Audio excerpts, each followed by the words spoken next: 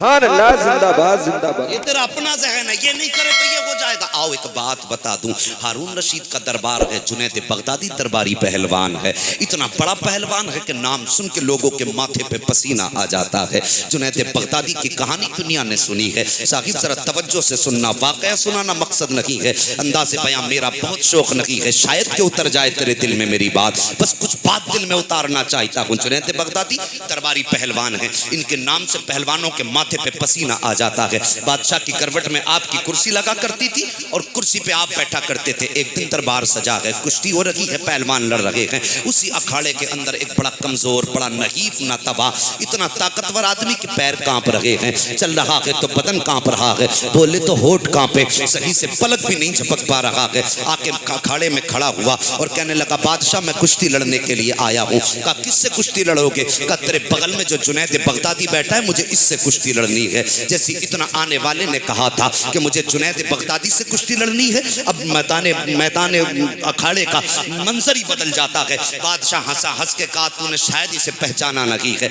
इसे जुनैद बगदादी कहा जाता है, ये मेरा दरबारी पहलवान है, बड़े बड़े पहलवानों के माथे पे पसीना आ जाता है, तू मुकाबला करेगा उसका? उसने कहा बादशाह मेरा वजूद न देख, मेरी ताकत का अंदाजा न लगा, मेरा चैलेंज कबूल कर। बादशाह ने कहा मंजूर है। 3 दिन के बाद मुकाबले की तारीख मुकर्रर कर दी गई है। जब ये जवान वापस गया ना, तवज्जो है आपकी जी, अल्लाह सलामत रखे, ये जवान वापस चला गया, लोग कहने लगे बादशाह ने बेवकूफ़ी की है, इसका नाम तक नहीं पूछा, पता नहीं पूछा, ऐसे ही चैलेंज कर दिया और उसका चैलेंज भी कबूल कर लिया। 3 दिन हो गए, जब वक्त मुकर्रर आया तो कुर्सियां लगाई गई अखाड़े के चारों तरफ, लोग भीड़ में इकट्ठा होने लगे कि कोई है जो पहली बार जुनैद बगदादी के मुकाबले के लिए आया है। मैं बताना चाहता हूँ लम्हों में कैसे तकदीर बदल जाती है, लेकिन सौदे करने पड़ते हैं साहिब, सौदे करने पड़ते हैं, कुछ गंवाना पड़ता है तब कुछ पाया जाता है। हम तो ये सोचते हैं बिस्तर पे सोते रहे, रुतबे लेटे लेटे बुलंद होते रहे।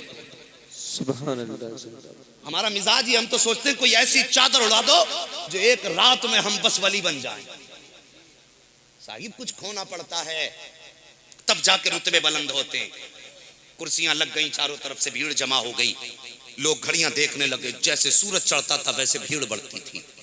भीड़ इतनी हो गई कि सर ही सर मैदान में थे, मगर वक्त मुकर्ररा आ गया, मगर पहलवान अभी तक नहीं आया। पहलवान अभी तक नहीं आया। जब नहीं आया तो लोगों ने कहा बादशाह गलती कर बैठे, एक अजनबी को जबान दे बैठे, और जुनैद है ये जुनैद, इसके मुकाबले में पहलवान नहीं आते, इसकी क्या औकात थी? इतनी बात जुनैद बगदादी के सामने कही गई ना, जुनैद के माथे पे कोई मुस्कुराहट नहीं थी। जुनैद के दिल की दुनिया हिचकोले खा रही थी। सोच रहे थे कुछ तो है जिसकी पर्दादारी है। कहा है ना बेखुदी बेसबब नहीं गालिब, कुछ तो है जिसकी पर्दादारी है। सोच रहे कुछ तो राज है जो इतना कमजोर जुनैद को चैलेंज करके चला गया।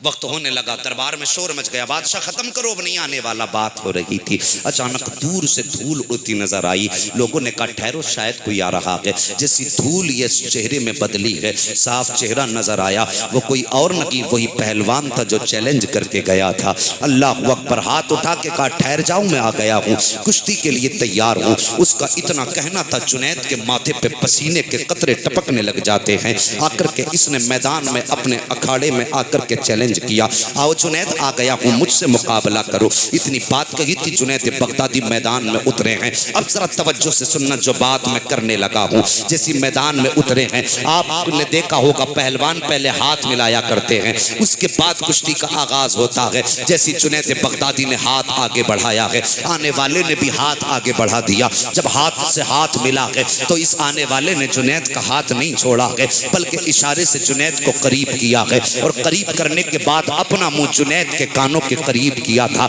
और करने के बाद कहा था जुनैद क्या समझ रहे हो, मैं कोई पहलवान हूँ नहीं, मैं कोई कुश्ती का माहिर आदमी हूँ जुनैद, मैं वो भी नहीं हूँ। फिर तुम ये सोच रहे होगे कि मैंने तुम्हें चैलेंज क्यों किया है। उस आने वाले की आंखें बरसने लग जाती हैं। आने वाला कहता है जुनैद मैं एक सैयदजादा हूँ, मुस्तफ़ा का शहजादा हूँ। अल्लाह अकबर, मैंने सुना है कि तुम जुनैद बगदादी हो, मेरे नाना से बड़ा प्यार तुम करते हो।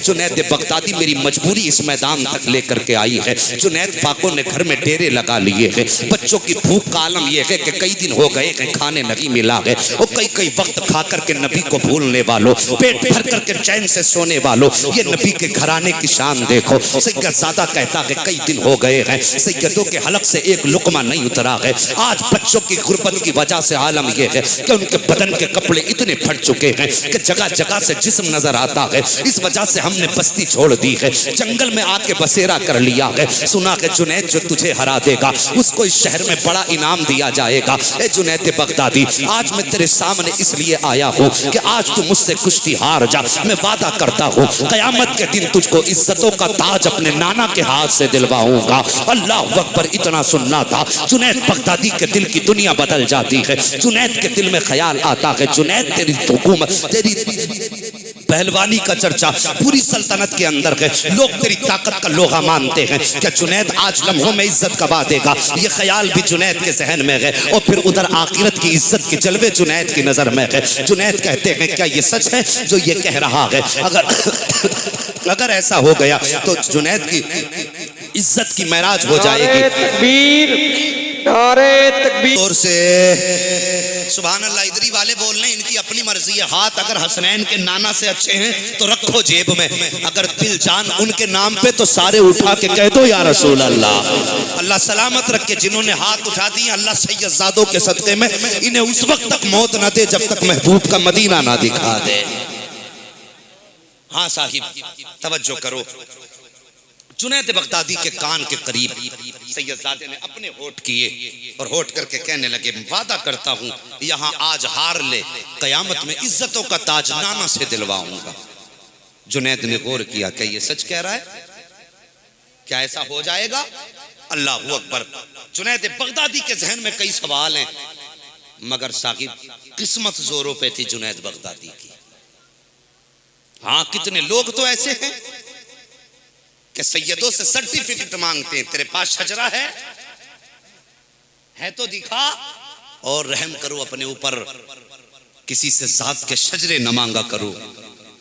अल्लाह ना करे वो सैयद हुआ और तुझे शजरा ना दिखा सका, अल्लाह ने कयामत के दिन तुझसे उम्मती होने की सनद मांग ली तो फिर कहां से देगा? किसी से अगर सैयदजादा कोई कहता मैं सैयद हूं तो फिर शजरे ना खंगाला करो। आला हजरत फरमाते अगर कोई कहता है सैयद है तो हम पर लाजिम है कि हम उसकी ताजीम करें। बस तवज्जो करो। जुनैद बगदादी ये सोच रहे थे क्या किया जाए। तकदीर उस वक्त जोरों पर थी। आपने हाथ बढ़ाया। जुनैद बगदादी के मुकाबले में जैसी वो कमजोर था ना तो पूरा मजमा सब आंखें जमा करके देख रहा था। देखे क्या होगा। अभी जुनैद पटकेंगे इसकी हड्डी टूटेंगी, जुनैद उठाएंगे पसलियां तोड़ देंगे। इसका वजूद क्या है जुनैद के सामने? मगर साकिब जैसी हाथ से हाथ टकराए हैं, सीने से सीना मिला है।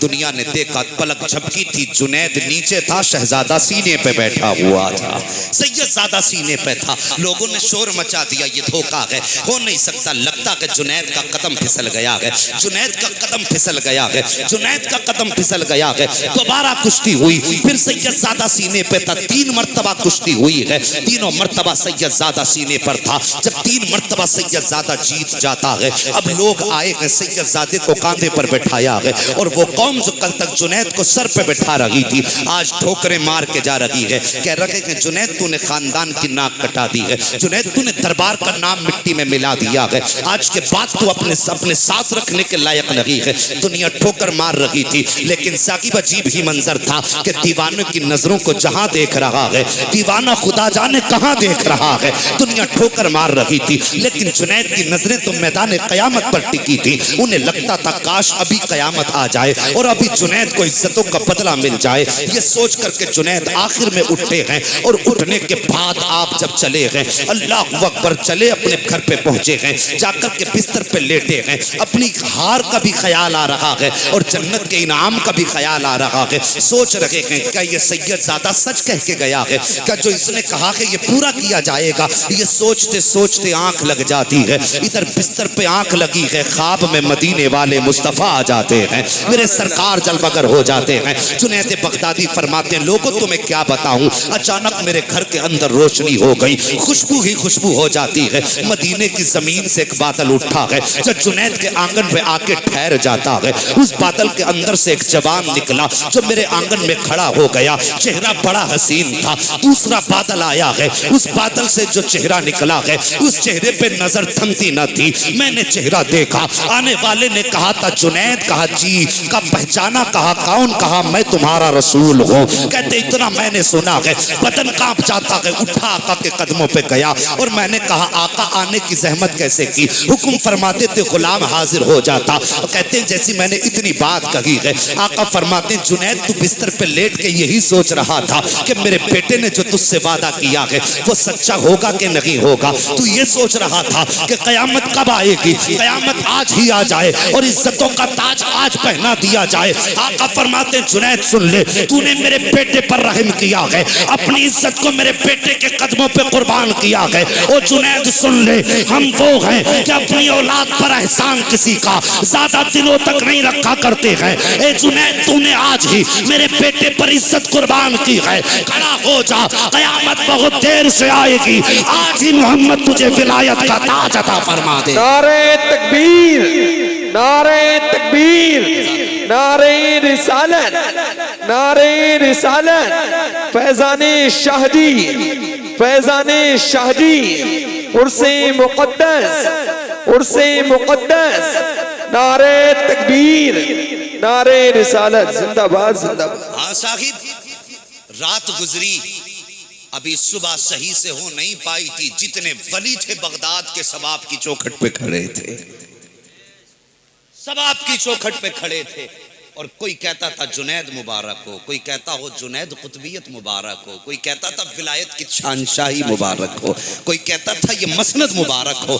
आपको मुबारकबादियाँ मिल रही हैं। अल्लाह अकबर। जुनैद सोच रहे हैं या अल्लाह ख्वाब में रात मेरे मुस्तफ़ा आए हैं, इन्हें किसने बता दिया है, इन्हें किसने बताया है, ये सोच के हैरत में थे। इतने की उस भीड़ में एक चेहरा चमका और वो चेहरा किसी और का ना था, उसी सैयदजादे का चेहरा था जिसने कल से वादा किया था। उस सैयदजादे ने मुस्कुरा के कहा था जुनैद, अल्लाह अकबर। इतनी आवाज दी थी जुनैद, आवाज जानी पहचानी लगी। जुनैद ने उसकी तरफ मुड़ के देखा, वही सैयदजादा था, मुस्कुरा के कह रहा था जुनैद कहो हमने जो वादा किया था वो पूरा किया कि नहीं किया है। तो जुनैद मस्ती में झूमे थे और जो बोले थे बरेली के इमाम ने यूं तर्जमानी की है कि आता है फकीरों पे उन्हें प्यार कुछ ऐसा, खुद भीख दे और खुद कहे मंगते का भला हो।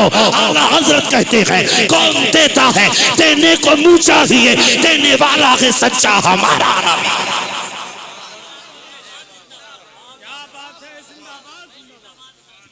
खैरियत है, अल्लाह सलामत रखे पूरी कौम को।